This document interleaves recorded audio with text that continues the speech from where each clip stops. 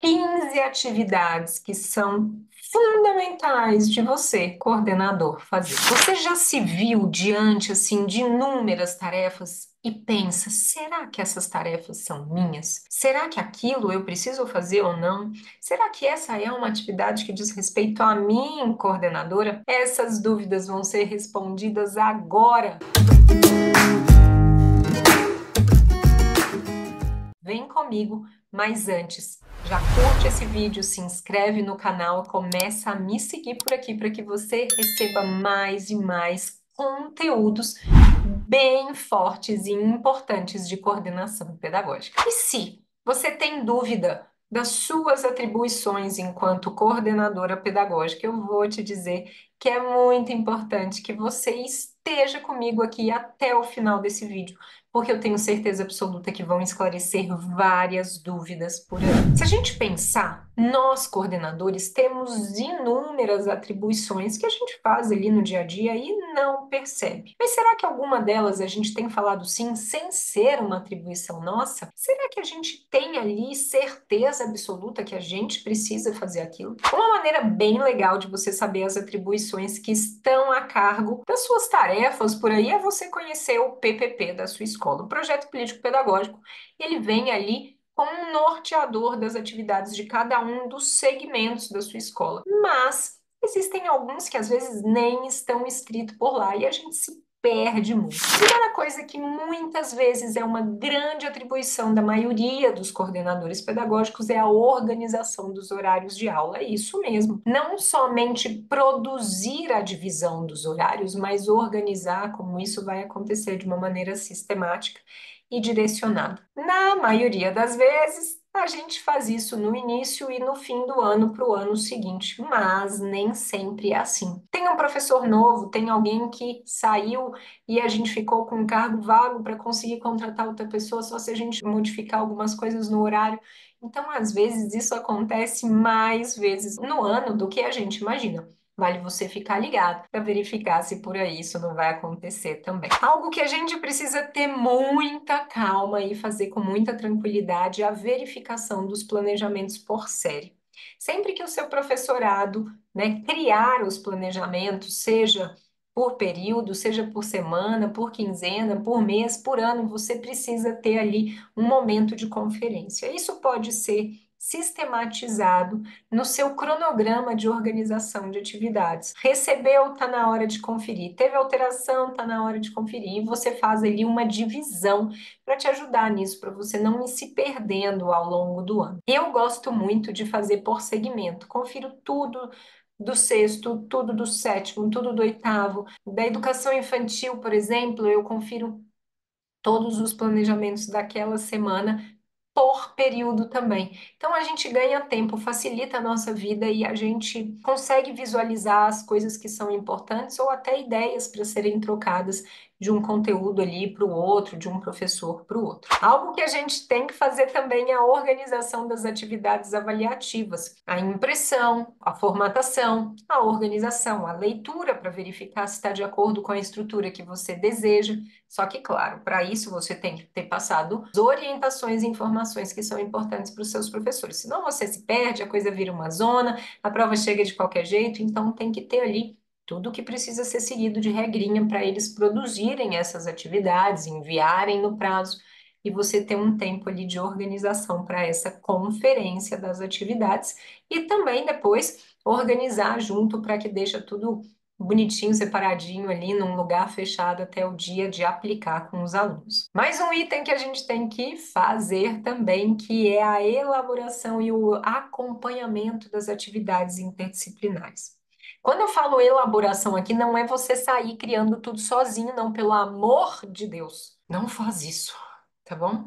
Você precisa ter clareza que essa elaboração é feita coletivamente, com todos os seus professores, que todos possam pensar nisso juntos, pensar na melhor estratégia, quais são as atividades que podem ser feitas, de que forma, onde, como, por quê. Pensando no coletivo, você consegue, na hora de fazer o acompanhamento, ir de uma maneira muito mais direcionada. Inclusive, se você já tiver pensado ali, quem é responsável por fazer o quê? que aí você consegue acompanhar muito mais facilmente. Apresentação de metas. Sim, você é responsável por isso.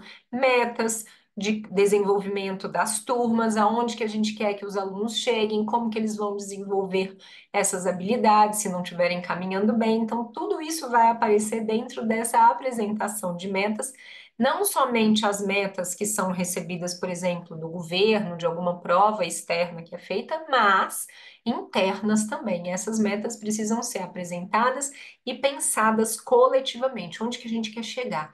Onde que a gente quer alcançar? O que que a gente quer ter de positivo? Tudo isso a gente vai pensando de acordo com essa apresentação de metas que a gente cria e desenvolve ao longo das etapas. O nosso queridinho agora, o conselho de classe, que descabela muitos coordenadores e que não precisa mais ser algo que te descabela por aí, tá bom? Tem muito vídeo aqui no canal falando de conselho de classe, você pode ser uma pessoa que encontra uma luz no fim do túnel a partir desses vídeos, eu te garanto. Mas o que eu quero falar aqui com você é que o conselho de classe ele precisa ser pensado sempre no pré, no conselho e no pós. Esses três eixos vão fazer com que o seu conselho de classe comece a ter mais sucesso por aí, você não precisa mais ficar se descabelando tanto. Outra coisa que a gente precisa falar é da análise, do planejamento e projetos. Sempre que a gente tem a clareza de onde que a gente quer chegar com os planejamentos, com os projetos, com as ações e as atividades que precisam ser feitas ao longo do ano, a gente consegue desenvolver melhores as nossas tarefas, as nossas funções. De quanto em quanto tempo eu tenho que fazer isso, Raquel? Sempre, essa é uma constante, eu tenho que estar sempre atenta a isso.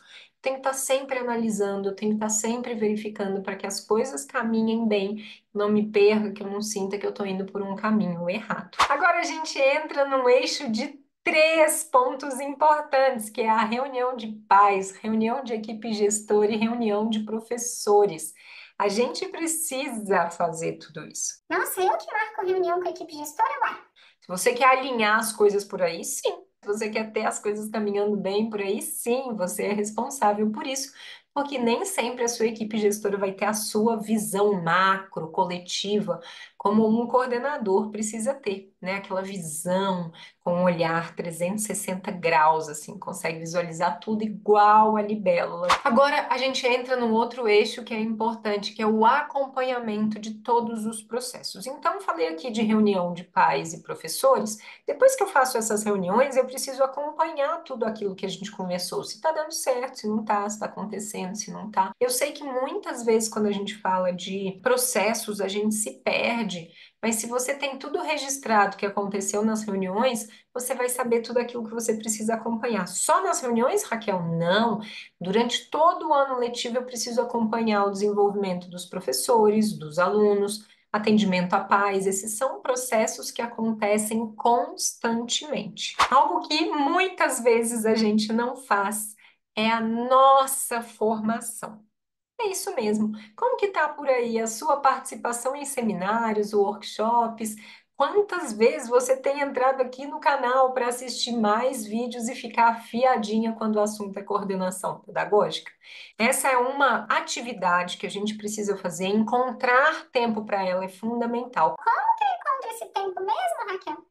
Se organizando. Quanto mais organizada você for, melhores resultados você terá. Uma ação coletiva, mas que você precisa estar presente em todo o tempo, é a reestruturação do projeto político-pedagógico. Nós temos que fazer uma ação coletiva, organizar as ações, articular tudo que é necessário fazer e acompanhar o progresso disso ao longo do período que vocês definirem que será essa reescrita. Então, você tem um papel bem importante, não só de articulação, mas de acompanhamento dessa reescrita do seu PPP aí na sua escola, sempre que há uma mudança necessária. E normalmente, todos os anos, a gente tem mudanças, pelo menos na nossa legislação. Então, aí temos que fazer as mudanças também dentro do projeto político-pedagógico. Mais uma coisa que muitas vezes tira o nosso eixo, que é saber resolver conflitos. Essa é uma atribuição nossa que acontece sistematicamente todos os dias, não é mesmo? Sempre a gente tem um pequeno conflito ali ou um grande para resolver. Então, a gente saber resolver conflitos é algo que é muito importante como uma atribuição nossa. Maneira com que a gente vai se comunicar, a maneira com que a gente vai se colocar diante dessas situações faz com que esses conflitos sejam resolvidos de uma maneira mais leve ou menos leve. E por último, a gente fala aqui da formação continuada dos nossos professores. Essa é uma atribuição nossa, seja nos momentos de formação com menos educadores ou no coletivo com todos juntos ali.